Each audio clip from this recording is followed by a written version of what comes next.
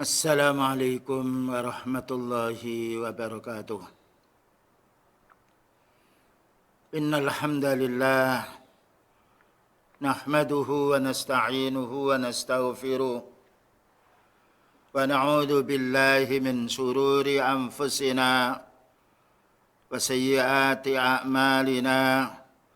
May yahdihillahu fala mudilla lahu ومن يضلل فلا هادي له أشهد أن لا إله إلا الله وحده لا شريك له وأشهد أن محمدا عبده ورسوله اللهم صل وسلم على نبينا محمد وعلى آله وصحبه أجمعين أما بعد.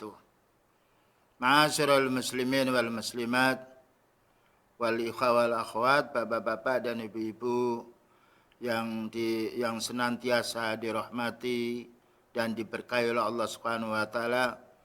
Marilah kita sebagai seorang hamba yang tidak pernah luput walaupun satu detik dari nikmat Allah. Dan karena semua nikmat yang kita terima hanya dari Allah, bukan dari makhluk. Kewajiban kita untuk meningkatkan ibadah kita kepada Allah Subhanahu wa taala. Tentunya ibadah tidak akan diterima oleh Allah taala kecuali didasari dengan ilmu. Dan kita ikhlas beramal ini, melaksanakan perintahnya Allah taala dan juga meninggalkan larangannya. Terutama kaum muslimin, kenikmatan hidup adalah sehat badan. Karena sehat badan ini kita tidak bisa meminjam. Orang tidak punya duit bisa hutang. Tidak punya mobil bisa pinjam mobil saudaranya. Tidak punya sehat, tidak bisa kita mencuri atau minjam atau beli kesehatan orang lain. Makanya kesehatan badan kita terutama pada masa 2 tahun yang akhir ini, umat Islam bahkan seluruh dunia diuji oleh Allah Ta'ala dengan wabah ini. Sedangkan kita sehat, mari kita syukuri kesehatan kita ini dengan menuntut ilmu. Sebagai bentuk rasa terima kasih kita kepada Allah. Dan kita amalkan ilmu ini. Demikian juga upayakan kita dakwakan terutama kepada kerabat kita yang dekat. Karena itu orang yang banyak berkumpul dengan kita. Demikian juga dakwah dengan penuh kesabaran. Kalau kenikmatan kesehatan ini kita gunakan dengan menuntut ilmu, beramal saleh, berdakwah dan penuh kesabaran, insyaallah inilah nikmatnya hidup yang abadi. Yang akan kita raih insyaallah akan kita nikmati lebih nikmat lagi ketika kita sudah berjumpa dengan Allah Subhanahu wa taala. Selanjutnya kaum muslimin. Allah taala membedakan orang Islam dengan orang kafir. Maka orang Islam bagaimana pergaulannya dengan orang Islam akan menjadi erat. Kita dianjurkan untuk memahami hak-hak, kewajiban, anjuran-anjuran yang Rasulullah SAW sampaikan kepada kita untuk saudara kita semuanya. Di antaranya pembahasan kita adalah hakul muslimi alal muslim. Kewajiban orang muslim terhadap orang muslim. Baik itu kepada saudara kita sendiri atau kerabat kita sendiri, yang itu lebih utama. Atau kepada orang muslim yang lain, tetangga kita, atau orang tidak kita kenal tapi kita tahu itu adalah orang muslim, maka dia punya hak. Mari kita simak hadis yang diriwayatkan oleh Imam Muslim rahimahullah taala. Bersumber dari salah seorang sahabat namanya Abu Hurairah radhiyallahu anhu. Maka Rasulullah sallallahu alaihi wasallam bersabda, "Haqqul muslimi 'alal muslimi sittun." Hak orang muslim terhadap orang muslim yang lain adalah 6. Dan ini bukan hanya 6. Cuma dijelaskan hadis ini 6. Ada lagi yang lain. Ini hak. Dan hak itu merupakan kewajiban yang diperoleh oleh saudaranya dari saudara muslim. Atau minimalnya anjuran. Pertama, idza laqitahu fasallim alaihi. Kalau kamu menjumpai saudaramu, kaum muslimin sampaikan salam. Assalamualaikum. Minimalnya. Atau lebih sempurna lagi, Assalamualaikum warahmatullahi. Atau lebih lengkap lagi, Assalamualaikum warahmatullahi wabarakatuh. Ini yang banyak masih ditinggalkan kita lah kaum muslimin. Ketika berjumpa, selamat pagi. Selamat pagi itu bukan salamnya kaum muslimin. Yang pagi yang selamat orangnya belum tentu selamat. Ya, good morning bahasa Inggris. Kenapa kita kaum muslimin yang bersyahadat la ilaha illallah wa anna Muhammadar Rasulullah sebagai rukun iman dan Islam, kita tidak melaksanakan salam ini? Jangan malu kita ini menyampaikan salam di hadapan orang-orang yang campur laki-laki dan perempuan, campur pula yang kafir dan muslim. Kita khususkan kepada saudaraku kaum muslimin, Assalamualaikum warahmatullahi. Karena kita tidak boleh bersalam kepada orang kafir. Dan kita orang muslim harus tegas. Kenapa kita takut manusia, tidak takut pada Allah? Apakah kita nanti ketika di alam kubur ditanya oleh manusia? Ataukah ditanya oleh malaikat yang itu pesuruh Allah Subhanahu wa taala? Ini sunnah yang mahjur. Sunnah yang ditinggalkan. Terkadang kita dengan saudara kita sendiri, ibu bapak kita sendiri, masuk rumah tidak ada salam, keluar rumah tidak ada salam. Ini salah. Ya. Nah, ini syaitan ini yang selalu melupakan kita. Sekarang ingat, nanti sudah waktunya lain tidak ingat. Yang nomor 2, wa idza ta'aka fa'ajibhu. Maka apabila saudara mengundang kamu, datangi. Nanti akan dijelaskan kapan kita mendatangi undangan saudara kita ini. Yang nomor 3, wa idza stansohaka fansohu. Apabila saudara itu minta nasihat kepadamu, maka nasihati. Ya, karena manusia itu satu sama yang lain saling beda, saling butuh membutuhkan. Wa idza atusa wa hamidallah, dan apabila bersin dan orang itu mengucapkan alhamdulillah dengan suara yang keras, fasammithu, doakan yarhamukallah. Wa idza marida fa'udhu, kalau sakit saudara kita kaum muslim jenguklah. Minimalnya itu fardu kifayah. Harus ada yang menjenguk walaupun satu. Kalau sudah ada menjenguk, yang lainnya gugur kewajibannya. Yang nomor 6, wa idza mata fattabahu, kalau meninggal dunia saudara kita kaum muslimin, maka hendaklah dirawat jenazahnya. Nah, kita rawat karena itu saudara kita. Bayangkan apakah kita rela kita punya adik, punya kakak di rumah kita sakit lalu kita tidak menjenguk. Ya, padahal itu saudara sekandung, belum lagi saudara Islam. Yang itu saudara yang paling baiknya. Nah, inilah ajaran Islam yang kita tidak menjumpai di ajaran agama yang lain. Kalau 6 ini kaum muslimin kita praktekkan dalam kehidupan, tidak ada orang sakit hati. Dia tidak mau salam, kita nyalami. Dia tidak mau menjawab salam, dia yang berdosa. Inilah hak. Bagaimana kita menjadi orang yang mengikuti sunnah untuk menjalin persaudaraan kita, laksanakan 6 ini. Dijelaskan di dalam kitab As-Subul Salam yang ditulis oleh Imam As-Sun'ani rahimahullah ta'ala.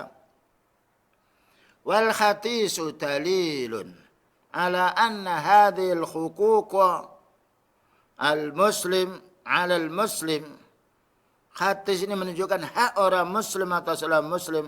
Wal muratu, dan yang dimaksudkan bil haqqi al haq ma la yanbahi tarkuhu, yang tidak boleh kita tinggalkan. Itu hak yang tidak boleh kita tinggalkan, kecuali kalau lupa orang itu hendaknya istighfar. Wa yakunu fi'luhu imma wajiban aw manduban nadban muakkadan sabian bil wajib. Maka hukum menyampaikan salam kepada saudara kita adalah sunnah. Menjawabnya adalah wajib. Bagaimana kita didoakan baik lalu kita tidak mau menjawabnya? Ya. Ketika kita didoakan baik, balas dia dengan kita mendoakannya. Bukankah kita senang apabila kita diperlakukan oleh orang dengan baik? Perlakukan orang yang melakukan kebaikan pada kita, kita perlakukan dengan kebaikan pula. Inilah indahnya kita kaum muslimin. Bertemu walaupun hutang belum dibayar, tetap salam. Nah, maka dijelaskan oleh Al-Imam Nawawi rahimahullah ta'ala, idza laqitahu fasallim alaihi ay anna al-ibtida'a bis-salami sunnatun wa anna raddahu fardun. Memulai salam adalah sunnah, tapi menjawabnya wajib. Ini harus kita paham. Makanya kalau kita menyampaikan salam kepada orang, maka hendaknya suara kita keras. Tapi kalau kita menyampaikan salam, dia tidak mendengar, dia tidak berdosa kalau tidak menjawab, karena dia tidak mendengar. Nah, inilah hal yang menjadi lunaknya hati kita, lembutnya hati kita. Setiap kita bertemu didoakan. Semoga Allah Ta'ala menyelamatkan dirimu. Ya. Kita jawab semoga Allah Ta'ala yaitu memberi keberkahan kepada dirimu pula. Memberi rahmat kepada dirimu pula. Selanjutnya dijelaskan di dalam syarah Bulughul Maram oleh Syekh Atiyah Muhammad Salim hafizahullah rahimahullah taala, wa min babi adabis salam, di antara bab adabnya kita salam, ayu sallimas saghiru 'alal kabir. Bagaimana anak kecil itu menyampaikan salam kepada yang tua? Adik menyampaikan salam kepada kakaknya. Ya, seorang anak menyampaikan salam kepada ibu dan bapaknya. Yang nomor 2, warraqibu 'alal masih. Bagaimana orang berkendaraan menyampaikan salam kepada yang berjalan kaki. Ini menurut asal. Yang berkendaraan, ya entah itu naik sepeda atau mobil ketika kita jumpa, ya, atau kita naik sepeda motor menjumpai orang berjalan kaki, assalamualaikum, subhanallah. Wal masyi 'alal jalisi, dan bagaimana orang yang berjalan itu bisa menyalami atau memberi salam kepada orang duduk. Karena satu-satu orang itu duduk di pinggir jalan sedang menanti kendaraan umum atau sedang menanti saudaranya. Nah, ini yang harus kita fahami.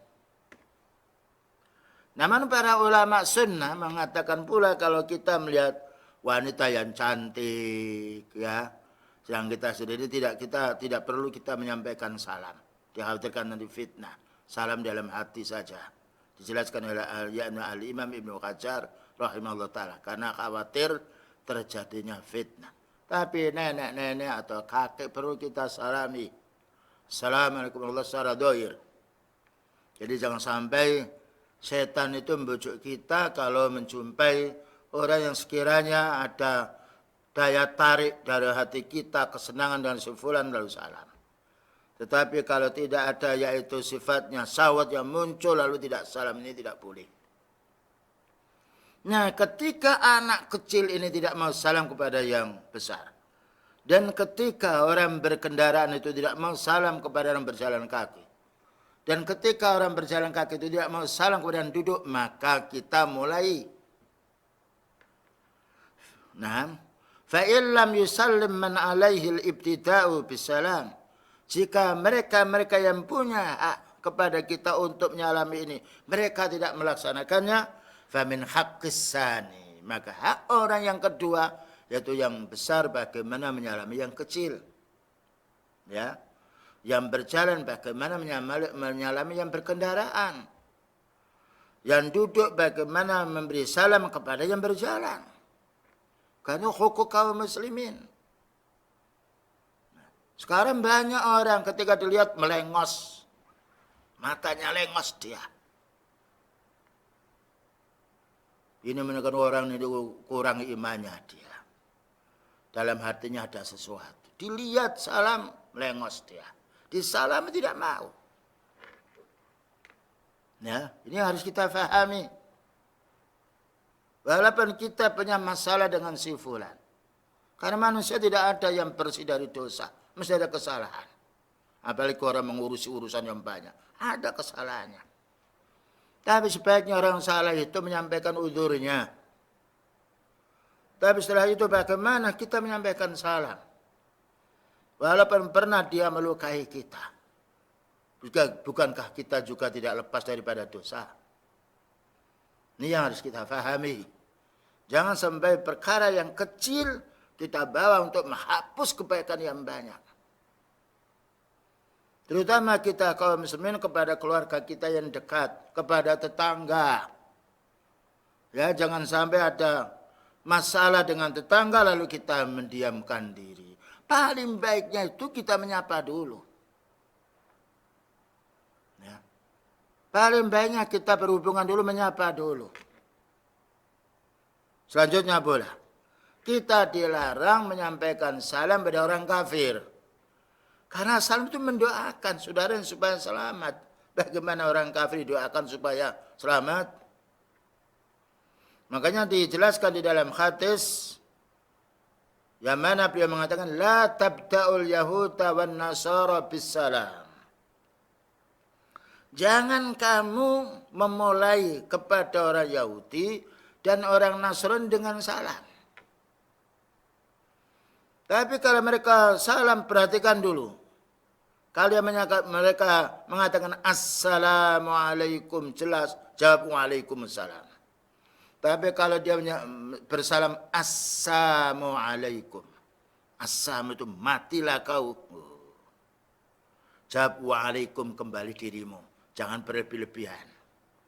Pernah Rasulullah Sallallahu Alaihi Wasallam, yaitu ketika orang Yahudi menyalami dijawab alaikum, maka Aisyah mengatakan, wahai Nabi, aku akan nambah alaikum walaknah. Semoga kembali kepada dirimu dan kamu dilaknat oleh Allah Ta'ala. Beliau menjelaskan cukup kita menjawab waalaikum, kembali pada dirinya. Indahnya kaum muslimin kalau kita menuntut ilmu. Karena ilmu ini tidak bisa kita peroleh dengan raba-raba. Ilmu ini harus kita peroleh yaitu dengan belajar.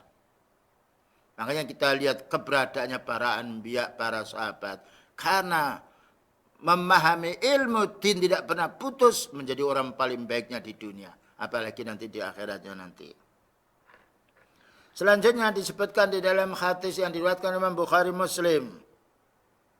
Beliau bersabda, inna afdalal a'mali, sesungguhnya paling mulianya amal. Kita tuh ingin yang paling mulia. Ingin mendapatkan pahala yang banyak. Pertama, it'amut ta'ami. Memberi makan. Subhanallah. Memberi makan. Tapi harus ada niat. Memberi makan yang ikhlas karena Allah Ta'ala. Ingin membantu. Bukan ada niat ingin mendapatkan imbalan.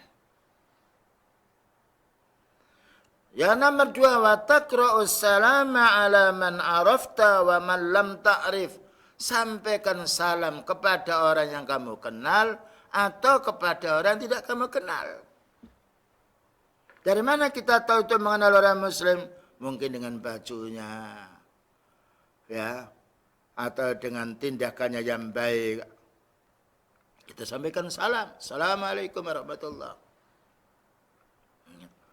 Tapi kalau kita di tempat masyarakat yang mayoritas orang kufar, mungkin adalah salah satu, dua yang kita tidak tahu itu Muslim, kita tidak menyampaikan salam. Namun ketika mereka menyampaikan salam, kita jawab semisal dia. Assalamualaikum, waalaikumsalam. Selanjutnya, ketika Rasulullah SAW menganjurkan kita untuk menyampaikan salam, ini mesti ada manfaat. Mesti ada faedah.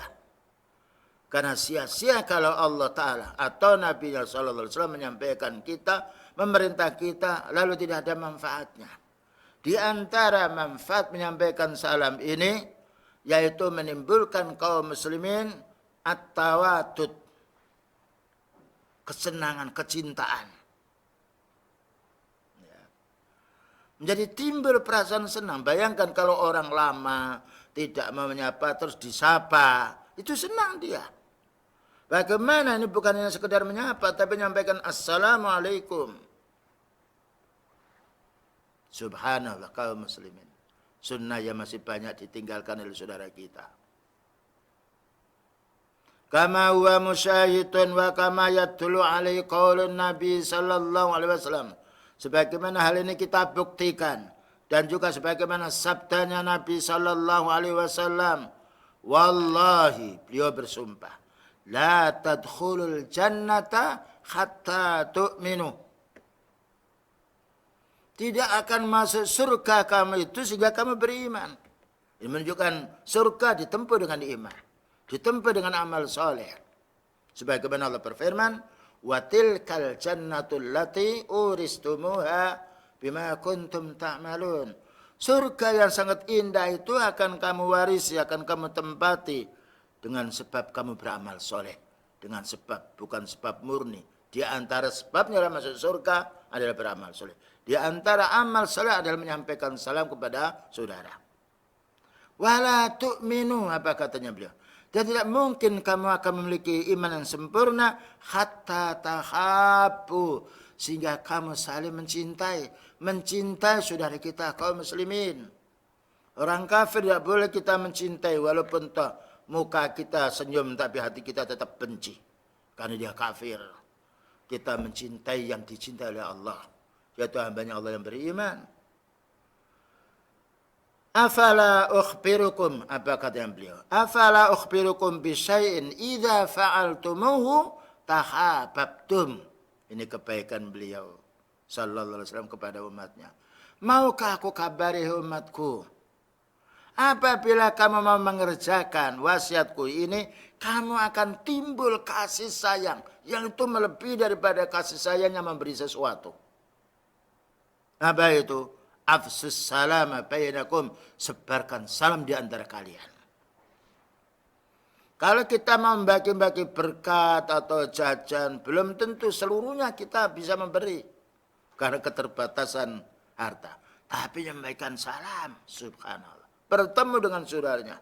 Bahkan sampai seorang sahabat Ibnu Mas'ud, Ibnu Abbas radhiyallahu anhu, beliau itu pergi ke pasar bukan jual beli, tapi ingin menyebarkan salam. Nah, datang ke pasar ingin menyebarkan salam, assalamualaikum, assalamualaikum. Nah, inilah yang harus kita fahami. Bagaimana ini kita sampaikan, bertemu dengan saudara kita.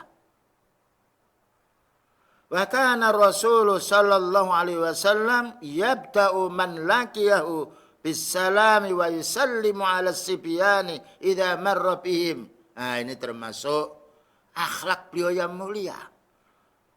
Adalah Rasulullah sallallahu alaihi wasallam memulai salam, dan apabila menjumpai anak kecil, beliau melewati anak kecil itu menyampaikan salam kepada mereka. Wa yusallimu ala sibyan. Anak kecil yang dia main-main di pinggir jalan, assalamualaikum. Subhanallah. Ya, inilah sunnah yang masih mahjur, yang masih jarang pula diamalkan oleh sekian banyak kaum muslimin. Yang mengamalkan hanya beberapa orang yang sifatnya berpegang kepada sunnah. Nah, selanjutnya pula beliau menjelaskan pula waqala Nabi sallallahu alaihi wasallam, la yakhillu li rajulin ay yahjura akhahu fawqa salasi layalin. Rawahul Bukhari. Tidak halal, maknanya tidak boleh orang muslim itu mendiamkan saudaranya lebih daripada 3 hari. Ini bukan masalah hajar. Banyak ada orang sifatnya seorang suami dengan istri atau anak dengan keluarganya, ya. Tidak mengapa mendiamkan. Karena di sini adalah ini namanya hajar mu'aqqad, memberi pelajaran sementara. Karena orang itu apabila tidak disapa itu merasa dirinya salah. Tapi terhadap saudara kita kaum muslimin tidak boleh melebihi daripada 3 hari. Kecuali kalau seorang alim tahu bahwa orang ahli bid'ah betul. Ya, jangan sampai kita keliru menghukumi orang. Kalau orang itu betul-betul ahli bid'ah membahayakan dan juga ada manfaatnya kita tidak menyampaikan salam, kita tidak salam. Dan itu dilakukan oleh para ulama sunnah. Ya, mereka mengerti siapa orang ahli bid'ah dan siapa yang bukan ahli bid'ah. Itu bab masalah salam. Yang nomor 2. Wa idza ta'aka fa'ajibhu. Nah, maka apabila saudaramu kaum muslimin mengundang kamu, maka hadirilah, datangilah undangan itu. Ya. Dengan syarat undangan ini la yad'unal maksiyata, tidak mengundang kita kepada kemaksiatan. Karena siapapun makhluk tidak boleh kita taati ketika mereka mengajak maksiat. Dengan dasar hadis, la ta'ata li makhlukin fi maksiatil khaliq. Tidak boleh kita mentaati siapapun makhluk yang mengajak kita kepada maksiat kepada Allah, walaupun orang tua kita sendiri. Bukankah Allah berfirman, wa in jahadaka ala an tusyrika bi ma laysa laka bi ilmun fala tuti'huma, tetapi wasahibhuma fid dunya ma'rufah. Jika dua orang tuamu, yaitu bapak ibu kita, orang yang pertama kali yang sayang kepada anaknya, ketika mereka mengajak kita untuk melakukan perbuatan syirik, jangan ditaati. Tetapi wasahibuhuma fid dunya ma'rufah, temani, kan itu orang tua kita. Satu saat orang tua memiliki orang tua kafir, anaknya mukmin. Bagaimana tetap anak yang mukmin ini bisa berbuat baik kepada orang tua. Namun menyampaikan salam kepada orang tua yang kafir tidak boleh. Mendoakan baik kewajiban seorang anak. Allahumma hati abawayya. Ya Allah, berilah petunjuk dua orang tuaku ini. Fa innahuma la ya'lamani. Keduanya ini karena tidak tahu. Bayangkan Rasulullah SAW dizalimi suku Daus. Tapi beliau berdoa, Allahumma hdi Dausan fa innahum la ya'lamun. Ya Allah, berilah petunjuk suku Daus karena mereka tidak tahu. Ini pentingnya kita memohon kepada Allah bagaimana orang menzalimi kita. Dan orang menyakiti kita, mereka mendapatkan petunjuk dengan sebab kita yang berdoa. Ya. Bukan kita doakan yang jelek. Kecuali kalau orang-orang betul-betul orang itu berbuat zalim dinasihati tidak mau. Wallahu a'lam. Ya. Dan juga hendaknya tidak mengajak kita, tidak mengundang kita pada waktu sholat. Kalau ada orang sedang walimah itu dekat waktu sholat. Lalu dia di situ ada alat musik, dipamerkan laki-laki perempuan, dipajang, ya. Ditonton laki-laki perempuan dan juga di situ ikhtilat campur laki-laki perempuan, makanya berdiri, ya, dan juga sedangkan kita tidak boleh menghadiri.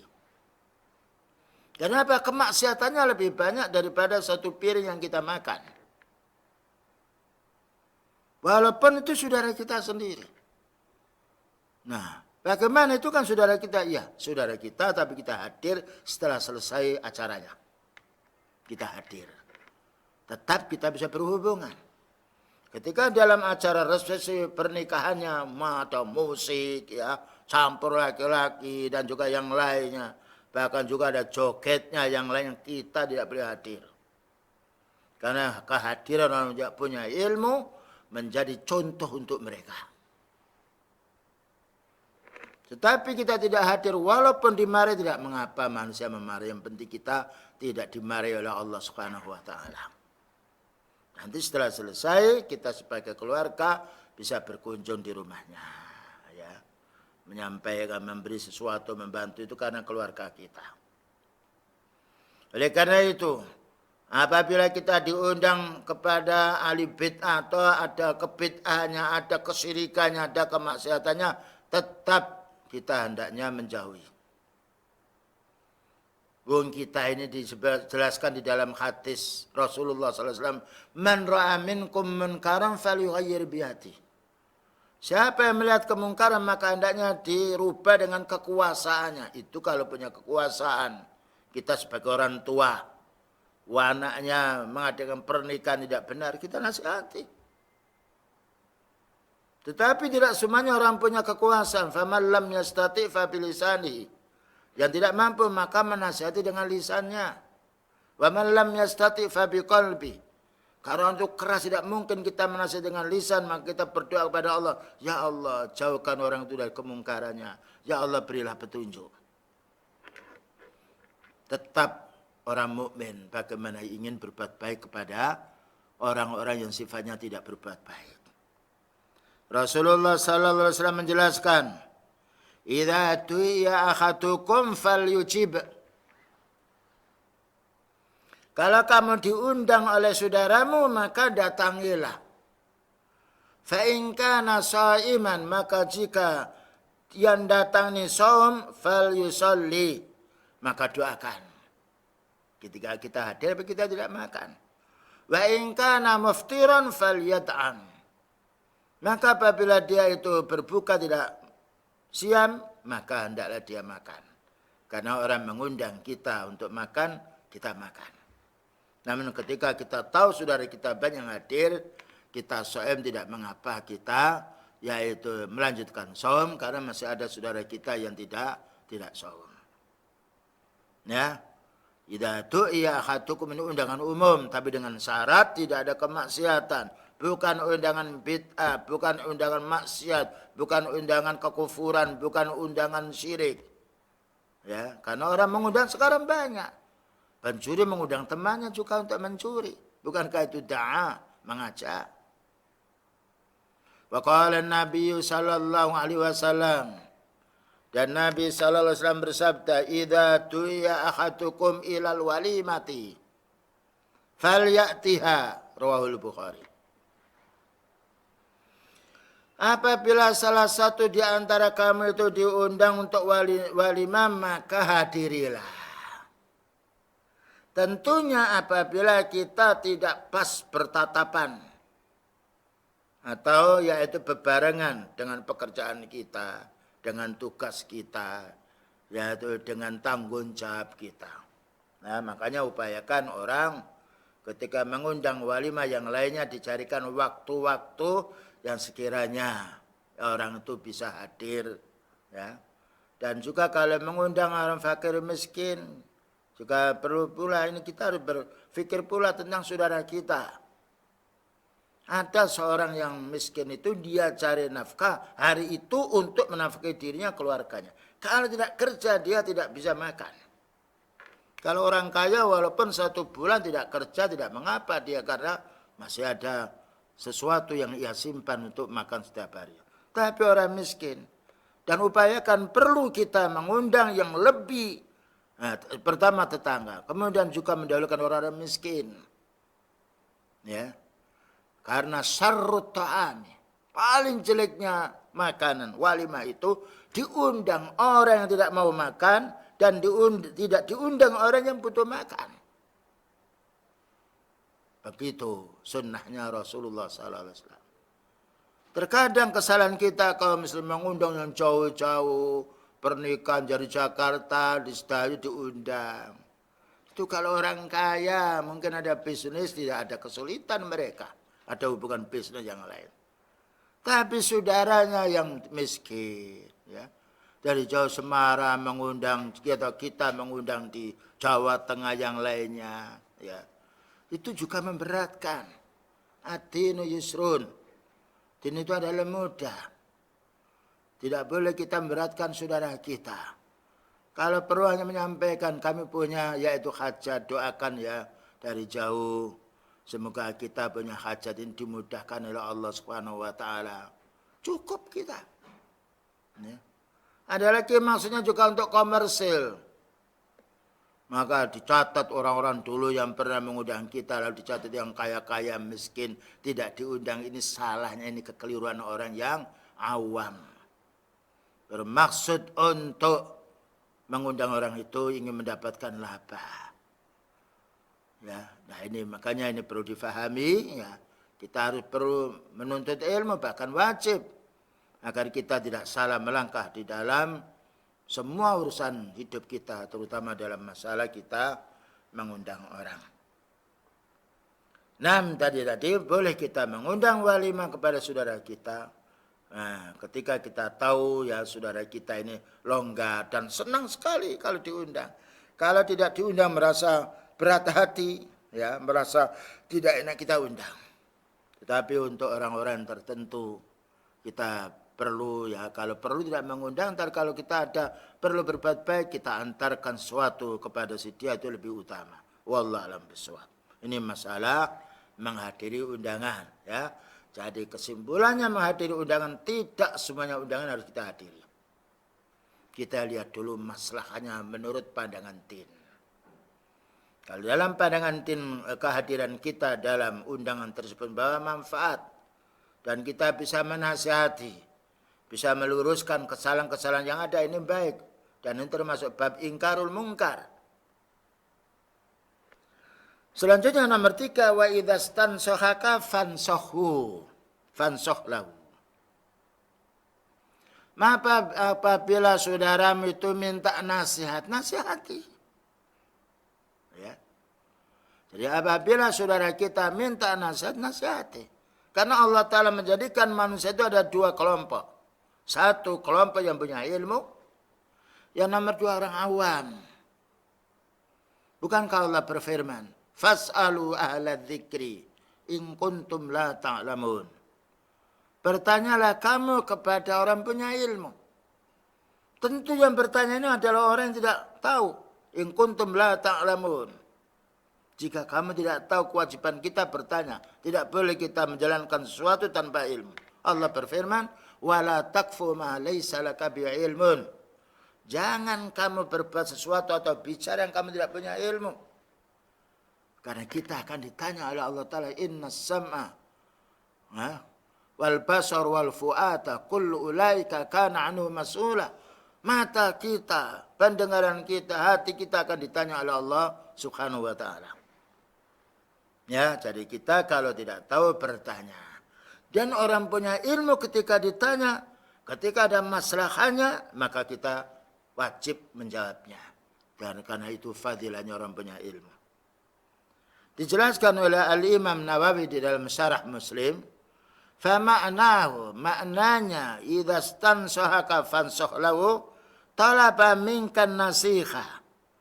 Apabila ada orang yang meminta kepadamu nasihat, fa'alaika an tansahahu, maka hendaknya kamu menasihati, karena ad-dinu an-nasiha.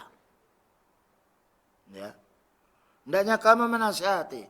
Dan orang minta nasihat itu maknanya orang itu ingin dia menjadi orang baik. Supaya tidak salah dia. Supaya tidak berdosa. Wala tudahinuhu, dan jangan kamu bersiasat. Ya, gelimbung. Ya. Wala taghussu, dan jangan kamu tipu. Tidak boleh kita menipu. Satu contoh, ada orang. Kita itu orang ahli mobil. Ya, ada orang yang menanya, Pak, saya mau membeli mobil ini. Bagaimana menurut pandangan Bapak? Sedangkan kita ini memang ahlinya. Beritahu Pak, mobil ini bagus. Pasarannya sekian. Coba tawar lebih bawah daripada itu, barangkali tahu. Kita ini menunjukkan yang baik itu sudah pahalanya besar. Bukankah beliau bersabda, man dalla ala khairin falahu mislu ajri fa'ili. Siapa yang menunjukkan jalan yang baik, dia mendapatkan pahala semisal dia berbuat. Subhanallah. Ternyata mencari surga itu lebih mudah daripada ingin menjadi orang kaya. Belum tentu orang itu selama hidupnya ingin kaya lalu jadi kaya. Tapi ingin menjadi orang yang punya ilmu, ingin surga, mudah. Kenapa? Harus menuntut ilmu. Inilah yang harus kita fahami. Wala taghussu, tidak boleh kita menipunya. Kemudian juga wala tumsik an bayanin nasihat. Jangan kamu sampai diam tidak mau menasihati. Karena merasa dirugikan. Tidak boleh. tapi kita wajib menasihatinya. Inilah perlunya kita menasihati. Dan yakinlah ketika dia meminta nasihat kepada kita, dia ingin baik. Dan kita ingin dapat pahala. Ada suatu hadis yang diriwayatkan oleh yaitu Sahib Sunan wa an Sahlin an Atha ibn Yazid an Taimim At-Tari anna Nabiyya sallallahu alaihi wasallam, sesungguhnya Nabi sallallahu alaihi wasallam qala at-tinu an-nasiha. Din itu adalah nasihat untuk menjernihkan jiwa agar kita tidak salah. At-takhallus, membersihkan diri dari sesuatu yang tidak kita senangi. Lalu beliau ditanya, qulna liman ya Rasulullah? Untuk siapa nasihat ini? Qala lillah. Beliau berkata lillah. Maknanya lillah itu nasihat ini harus ikhlas karena Allah. Ingin mencari pahala dari sisi Allah. Ya, dengan melaksanakan perintahnya. Dengan bertauhid kepadanya. Itu nasihat lillah. Kemudian juga wali kitabihi. Maknanya nasihat itu harus kita ambil dari Al-Quran. Inilah melaksanakan perintahnya. Meninggalkan larangannya. Jadi kalau ada orang minta nasihat, paling baiknya kita ambilkan dari ayat. Saya ini mau makan. Gimana caranya? Nasihati. Jangan makan dengan tangan kiri. Jangan minum dengan tangan kiri. Jangan makan dari hasil yang haram. Dan jangan jual beli dengan cara mengurangi timbangan. Itu nasihat li kitabihi. Kita arahkan dia dengan Al-Quran. Wali rasulihi, dan nasihat untuk rasulnya. Maknanya bukan berarti kita menasihati rasul. Bagaimana kita menasihati saudara kita ini dengan hadisnya Rasulullah sallallahu alaihi wasallam, dengan akhlaknya beliau. Ya, dengan yang diamalkan oleh beliau. Apa yang diperintahkan oleh beliau itu yang kita nasihatkan. Dan apa yang dilarang oleh beliau itu yang kita larang si dia. Bagaimana kita menasihati dengan akhlak beliau yang mulia.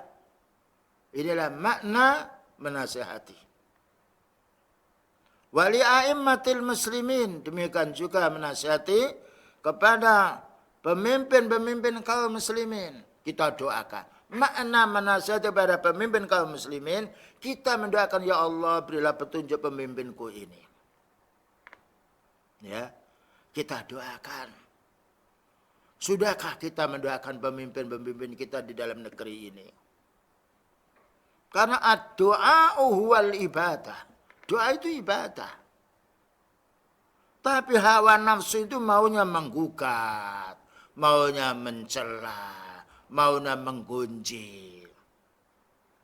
Bayangkan kita punya mobil rusak. Ya, dicaci, dirusak, tambah rusak. Tapi kalau kita punya mobil, ya, kemudian kita rusak, kita perbaiki. Kalau orang keliru, kita nasihati. Allah Ta'ala yang menciptakan manusia, yang membolak-balikkan hati. Ya muqallibal qulub, sabbit qalbi ala dini. Wahai yang membolak-balikkan hati, teguhkan hatiku ini untuk berpegang kepada agamamu. Inilah kesalahan-kesalahan kita kaum muslimin pada zaman sekarang. Pada umumnya. Ketika melihat yaitu wal amri melakukan kejahatan atau kesalahan, timbul berontak. Ya. Mudahara, demonstrasi. Diungkap di YouTube yang ini keliru. Bayangkan kita seorang punya anak. Yang mana orang tua berbuat baik pada anaknya. Kalau orang tua ini digunjing oleh anaknya, kesalahannya disampaikan di tetangga kepada teman kita, apa senang orang tua kita? Manusia itu hampir memiliki perasaan yang sama. Tapi kalau kita nasihati dengan lembut, atau lewat orang yang punya ilmu yang disegani oleh orang tua kita, itu bagus. Inilah yang perlu kita fahami dan bagaimana kita bisa berkali-kali mendoakan baik. Kalau mau menasihati, datang di depannya. Sebagaimana Allah memerintah kepada Nabi Musa dan Nabi Harun. Idhaba ila fir'auna innahu tagha. Faqula lahu qawlan layyina. La'allahu yatadhakkaru aw yakhsha. Pergi kamu Nabi Musa dan Harun kepada Fir'aun dan bicara yang lembut.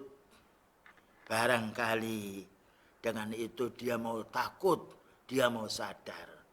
Kalimat barangkali itu taraji, berharap. Karena Allah Ta'ala yang membolak-balikkan hati. Nah ini perlu kita fahami nasihat ini. Wa ammatihim dan juga menasihati manusia secara umum. Menasihati manusia secara umum kita dengan menasihati secara umum lewat pengajian. Ya lewat taklim. Ya. Kita jelaskan perkara yang wajib. Perkara yang sunnah. Kita jelaskan yang haram supaya dijauhi. Bahwasanya bahayanya yang haram ini banyak sekali. Ini nasihat secara umum. Makanya sekarang setelah tersebar internet ini. Dan dakwah. Tidak ada dakwah yang paling berhasil. Dan paling disering oleh umat. Kecuali dakwah as-salafus salih.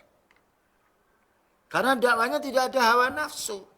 Yang dibacakan qala Allah Ta'ala. Wa qala Nabi sallallahu alaihi wasallam. Bahkan juga menyejukkan orang-orang punya kedudukan. Ya.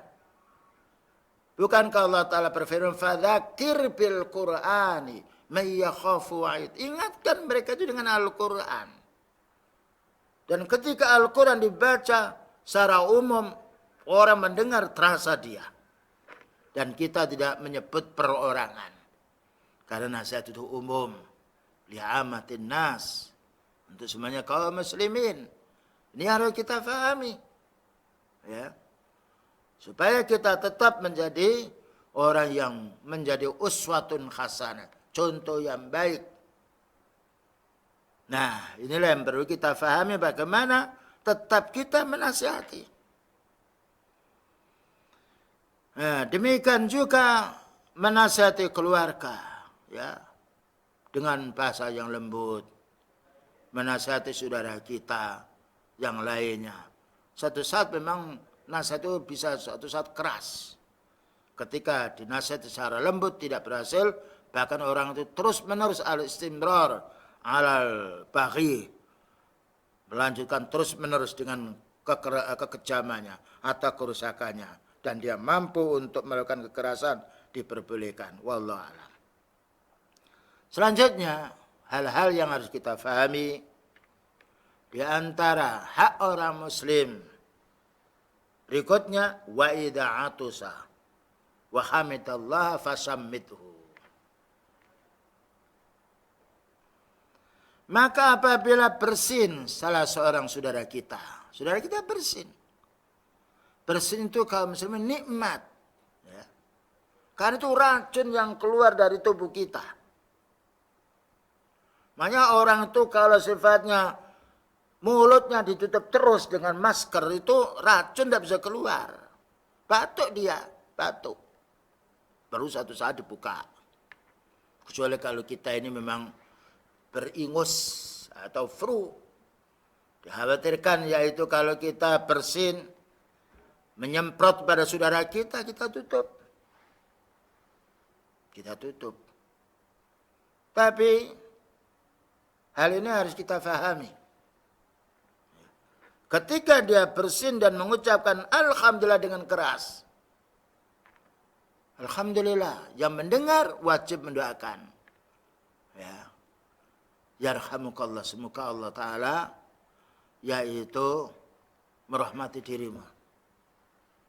Subhanallah. Saudara kita ketika susah bersin Allah Ta'ala memudahkannya. Dan dia bersyukur kepada Allah. Mengucapkan alhamdulillah kebaikan untuk kita sebagai saudara. Doakan kita. Semoga Allah Ta'ala merahmati dirimu. Maka orang didoakan pula juga hendaknya mendoakan. Yahdikumullah wa yuslih balakum. Semoga Allah Ta'ala memberi petunjuk kepada dirimu. Dan memperbaiki urusanmu. Inilah kebaikan kaum muslimin.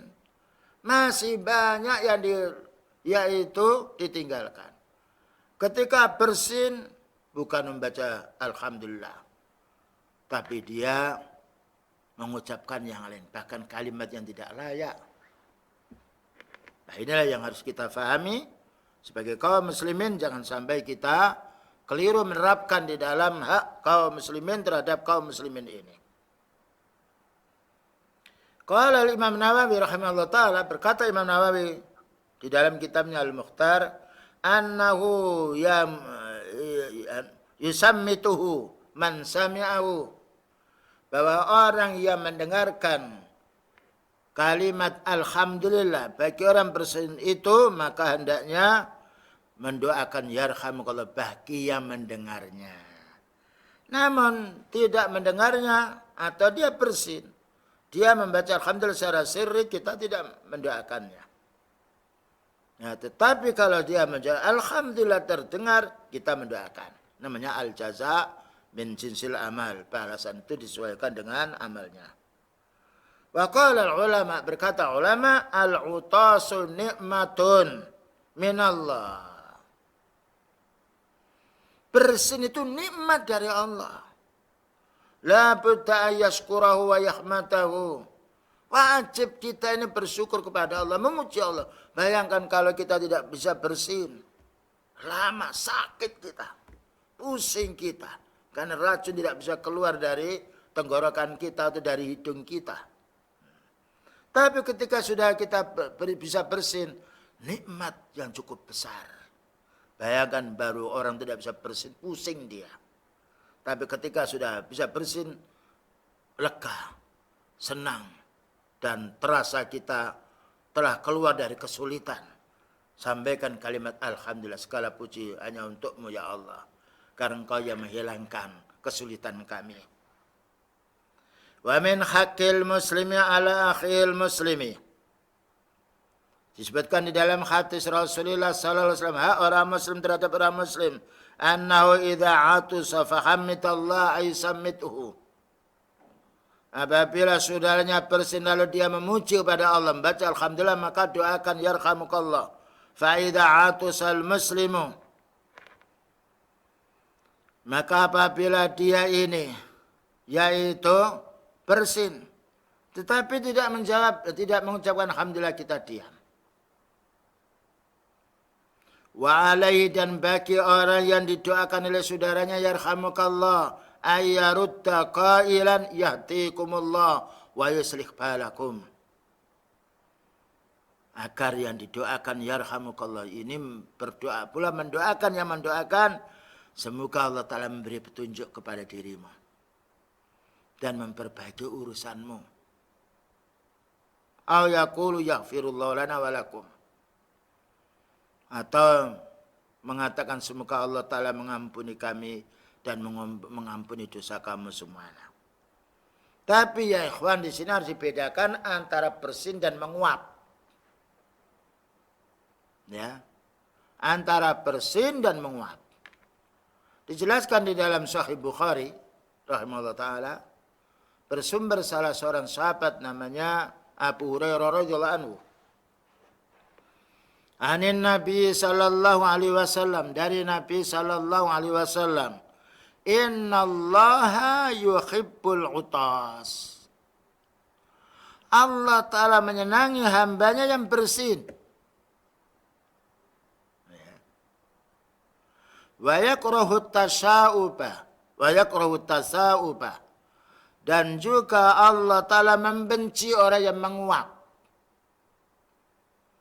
Yang menguap itu biasanya orang mengantuk atau capek pekerjaan, ya.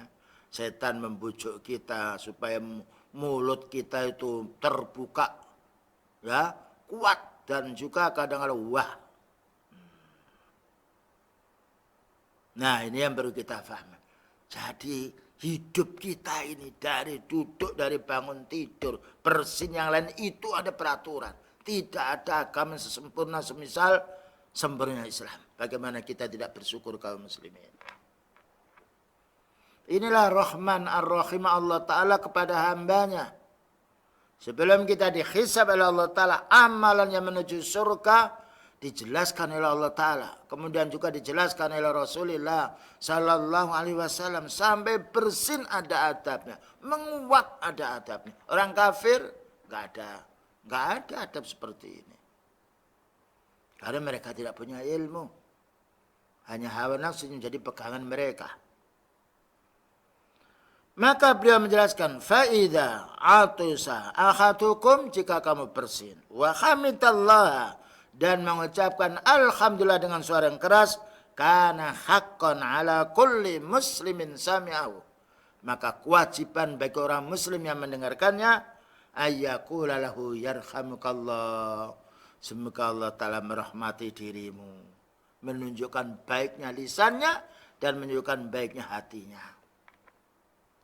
Wa ammat tasaubu, nah ini yang harus kita fahami. Adapun menguap, fa innama huwa minasyaiton, itu dari setan. Ya.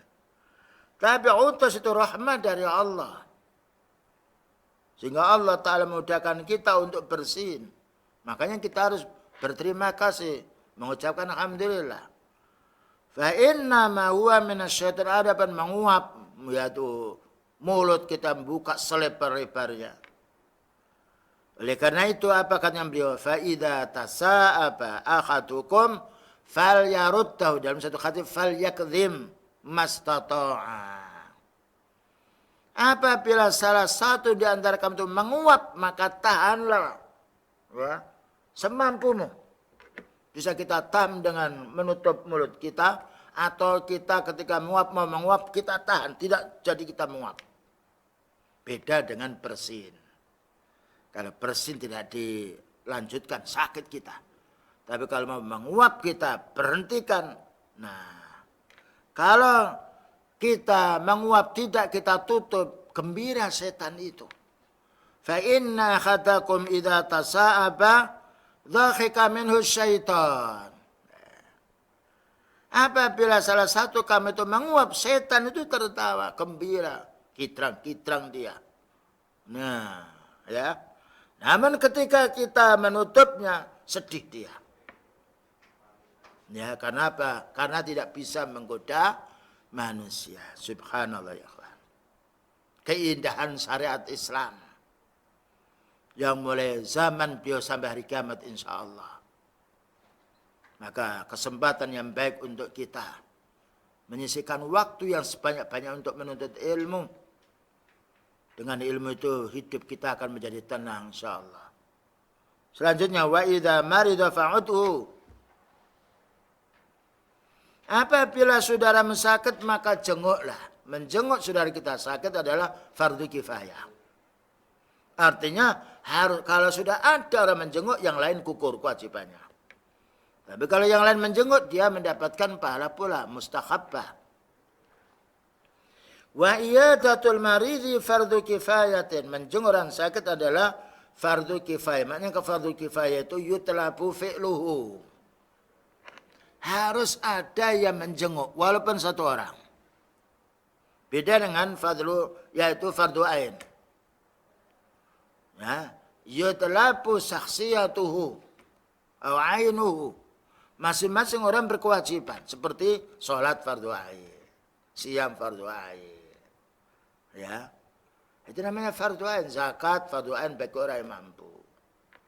Tapi hayatatul marid fardu kifayah. Dan ini ada faedahnya. Mungkin saudara kita di Saudi sakit, itu kan saudara kita. Mustahil kita akan bisa menjenguk di sana, apalagi kita orang miskin. Tapi ketika saudara kita di sana menjenguk, kita sudah bebas dari dosa. Ternyata para ulama menjelaskan demikian, ada faedah yang kita ambil. La budda ya'udal muslimuna akhahum, maka orang muslim wajib menjenguk saudaranya. Karena itu saudara seiman. Wa idza 'ata wahidun minhum, apabila satu di antara mereka menjenguk, khasalat bil kifayah, cukup yang lainnya. Yang lainnya maknanya tidak berdosa, tapi yang menjenguk dapat pahala yang besar. Wa qad takunu fardhu ain, bisa juga menjenguk orang sakitnya fardhu ain. Untuk siapa? Idza kana al-maridu minal aqarib. Ketika yang sakit itu termasuk kerabatnya sendiri, itu anaknya, cucunya, atau yaitu bapaknya atau ibunya, kakeknya atau neneknya. Kan itu aqarib. Nah. Wa uddat iyadatuhu minas silah, dan dinilai menjenguk kerabat yang sakit itu termasuk menyambung saudara. Nah, menyambung saudara.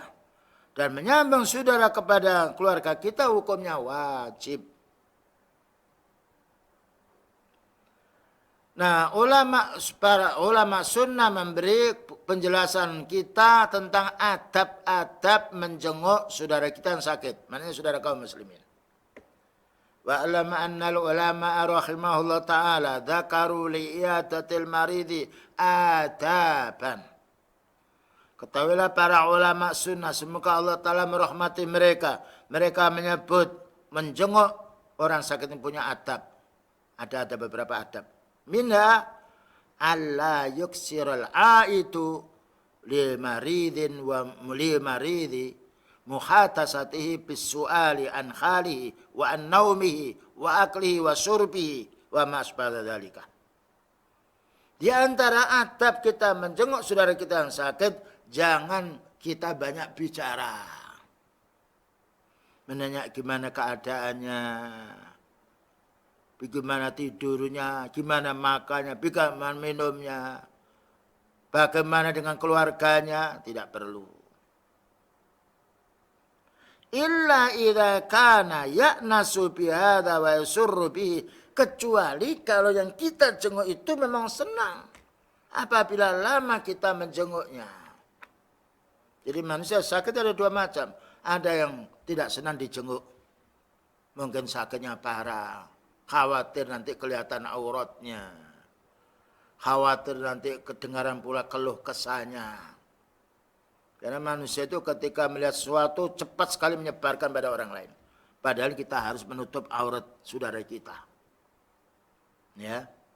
Maka ketika orang tersebut tahu, yaitu ketika dijenguk diam tidak banyak bicara, sebaiknya kita sebentar lalu kembali.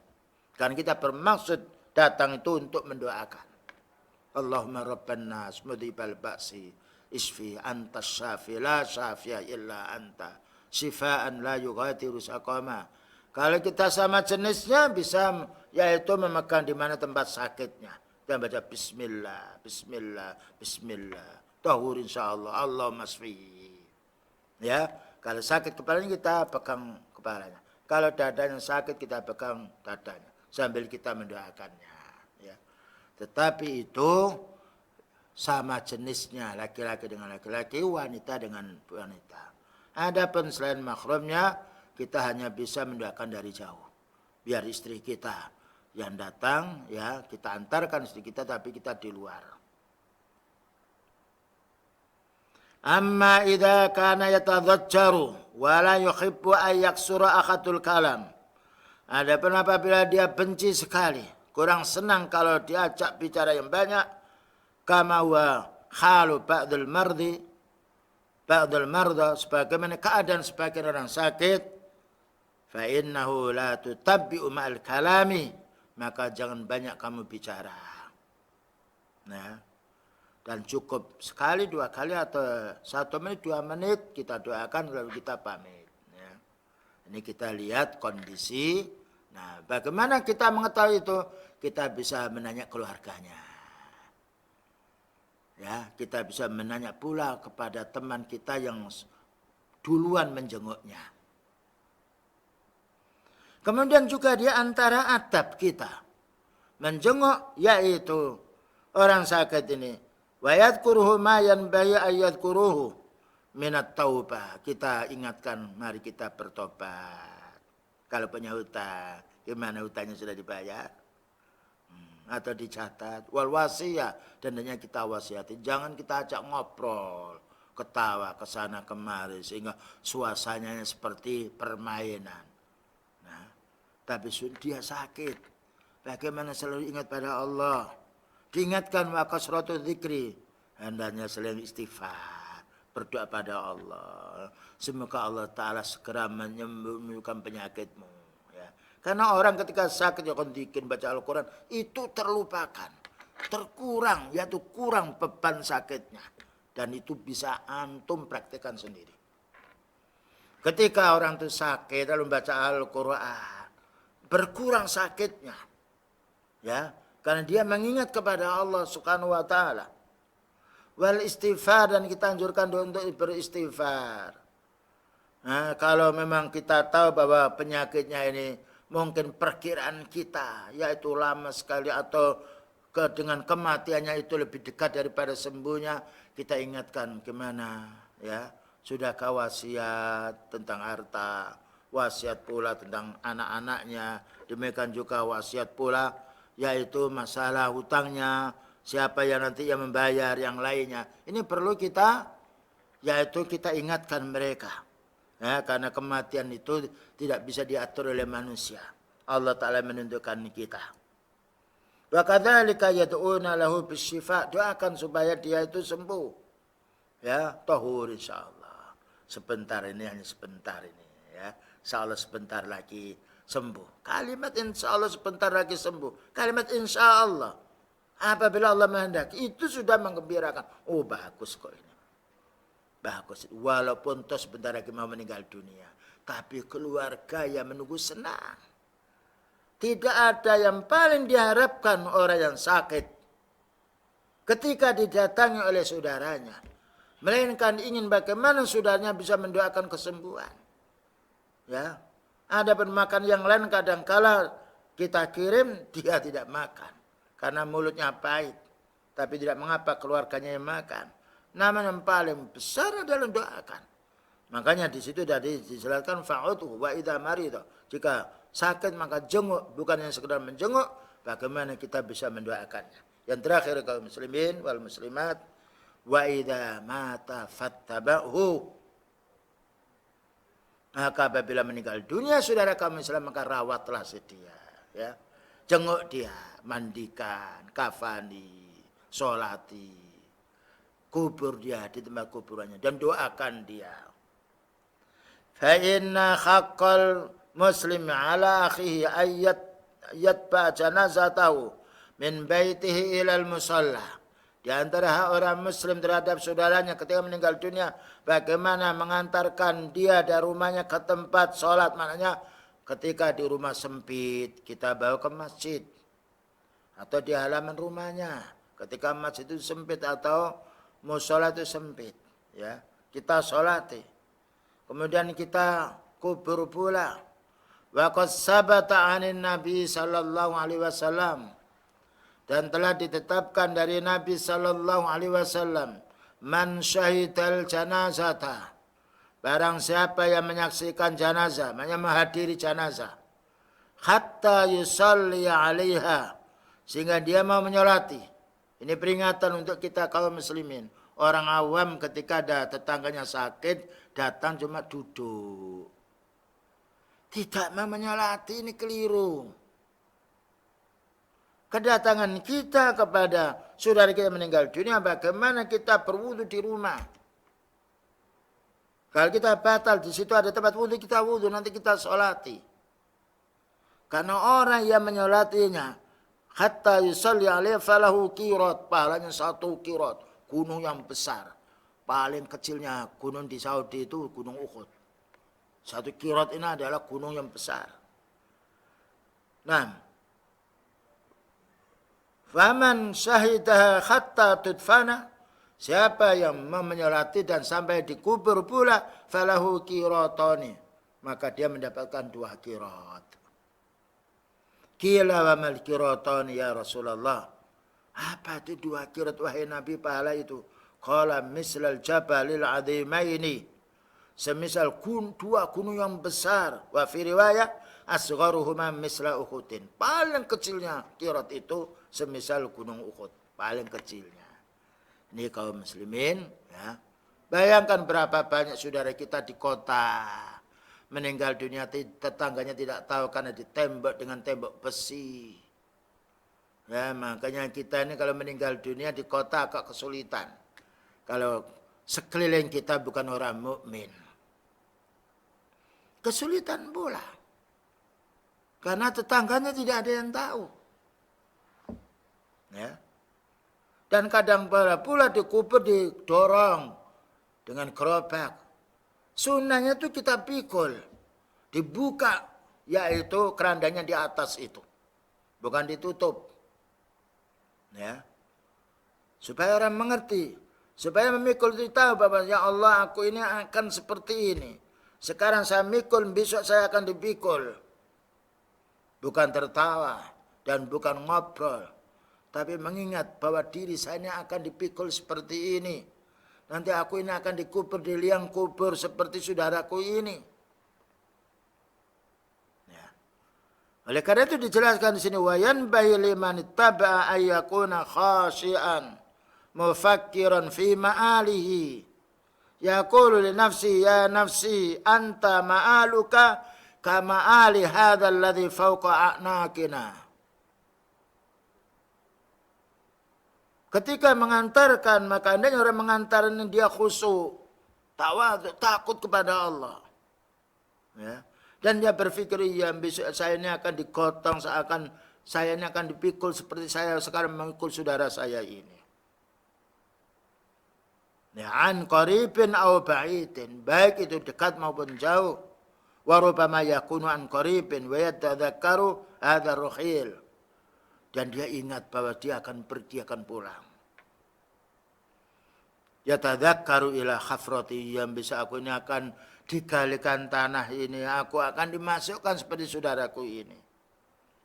Wa yudfinuhu, dan akan ada yang dikubur seperti aku mengubur saudaraku ini. Wa yatakhalla'anu, dan akan bersepi, akan ditinggalkan aku ini oleh kerabatku ini, sebagaimana saudaraku ini setelah dikubur akan ditinggalkan oleh pengantarnya. Dan kalau sudah ditinggal kaum muslimin tidak lama langsung malaikat mendudukkan yaqudanihi, mendudukkan kita. Ditanya kita ini 3 masalah, bukan ditanya berapa istri kita, bukan ditanya berapa yaitu pabrik kita, bukan ditanya berapa rumah kita, harta kita, tidak. Ditanya 3 perkara. Man rabbuka, siapa yang kamu ibadahi?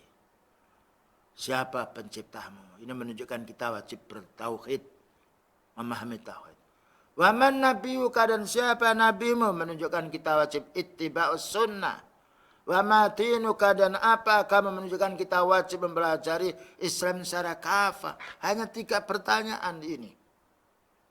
Sudahkah kita menjadi orang ahli tauhid? Menjadi orang ahli sunnah, selalu membaca katanya beliau dan kita amalkan. Menjadi orang muslim yang istiqamah. Ya, karena orang mati walaupun kaya tidak akan dikubur di vilanya. Ya, tidak akan dikunjungi oleh keluarganya setiap hari. Bagaimana Pak rasanya di alam kubur? Tidak. Lupa anak itu pada orang tuanya. Ribut dengan harta peninggalan warisan dari orang tuanya. Nah, itulah kaum muslimin. Nah, ketika kita sudah selesai mengubur, maka kita hendaknya doakan istaghfiru li akhikum was'alu lahu tasbih. Mintakan ampun dosa saudaramu itu, dan juga mintakan pula supaya ada kemampuan untuk menjawab, yaitu malaikat. Tidak boleh kita wawancara berkhutbah panjang di alam yang di kuburan, tidak. Kita cukup mendoakan, yaitu ghafarallahu taala wasabbithu, ya Allah ampuni dosanya, ya Allah teguhkanlah ketika mendapatkan pertanyaan dari malaikat. Baik, itulah kaum muslimin yang dapat disampaikan, ya. Semoga ilmu yang kita dengar ini betul-betul kita dimudahkan oleh Allah Ta'ala untuk mempraktikkannya dan diampuni dosa kita semuanya. Wallahu a'lam bishawab.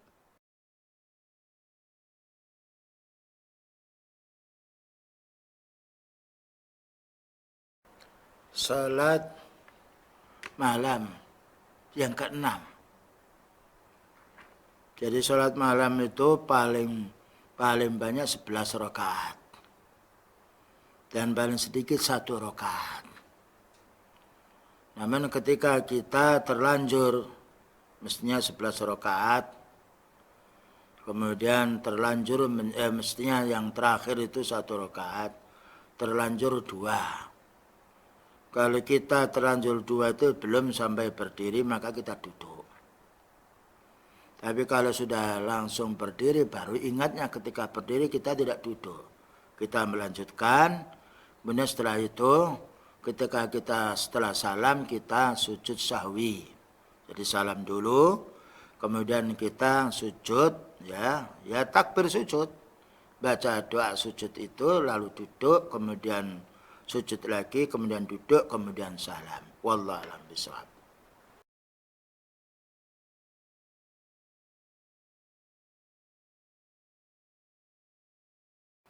Waalaikumsalam warahmatullahi wabarakatuh. Paling baiknya Ibu, kita itu berbuat baik terlebih dahulu. Itu paling baiknya orang. Ketika mereka tidak mau salam kepada kita menyampaikan salam. Tapi kalau kita menyampaikan salam sampai 3 kali, Assalamualaikum, Assalamualaikum, Assalamualaikum, tidak dijawab, itu yang berdosa yang tidak menjawab. Kita sudah berbuat baik dan sudah dicatat oleh Allah Ta'ala, insya Allah pahala kita. Karena kita menyampaikan salam kepada saudari kita itu menunjukkan kebaikan kita. Ya, menunjukkan kebaikan kita terhadap yang kita salami. Jadi jangan sampai kita merasa rugi. Saya menyampaikan salam kok tidak dijawab. Ya rugi itu yang tidak mau menjawab. Atau mungkin mereka itu ya menurut kita dia mendengar. Tapi dia tidak mendengar. Ya sudah, kita tidak boleh su'unidzon. Barangkali yaitu tidak mendengar. Cuma kalau kita pahami memang dia ada sesuatu muskilah dengan kita. Ya kita salami tidak mau menjawab salam, maka yang berdosa itu yang tidak mau menjawab salam. Karena kalau kita menyampaikan salam itu hukumnya sunnah. Sedangkan yang menjawabnya itu hukumnya wajib. Cuma suatu saat memang ya orang itu pernah Rasulullah SAW tidak mau menyampaikan salam kepada sahabatnya. Dan ketika sahabatnya menyampaikan salam tidak mau menjawab karena ada suatu masalah tertentu. Ketika perang Tabuk tidak mau ikut sahabat ini. Tapi akhirnya Allah Ta'ala menerima tobat mereka. Ini haknya untuk orang-orang punya ilmu. Adapun kita orang awam ya hendaknya ketika kita disalami, kita menjawab salam. Karena mereka itu ingin berbuat baik kepada kita. Dan mendoakan baik. Sedangkan kalau tidak dijawab oleh si dia, sudah cukup kita karena kita sudah memulai berbuat kebaikan. Barangkali itu cukup kaum muslimin wal muslimat. Waktu menunjukkan di studio kami jam 6:09. Dan saya rasa cukup perjumpaan kita.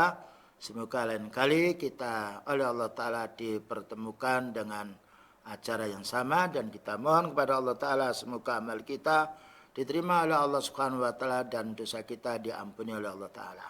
Wa sallallahu ala nabiyyina Muhammadin wa ala alihi wa sahbihi wa sallam. Subhanakallahumma bihamdika asyhadu an la ilaha illa anta astaghfiruka wa atubu ilaik. Walhamdulillahirabbil alamin. Wassalamualaikum warahmatullahi wabarakatuh.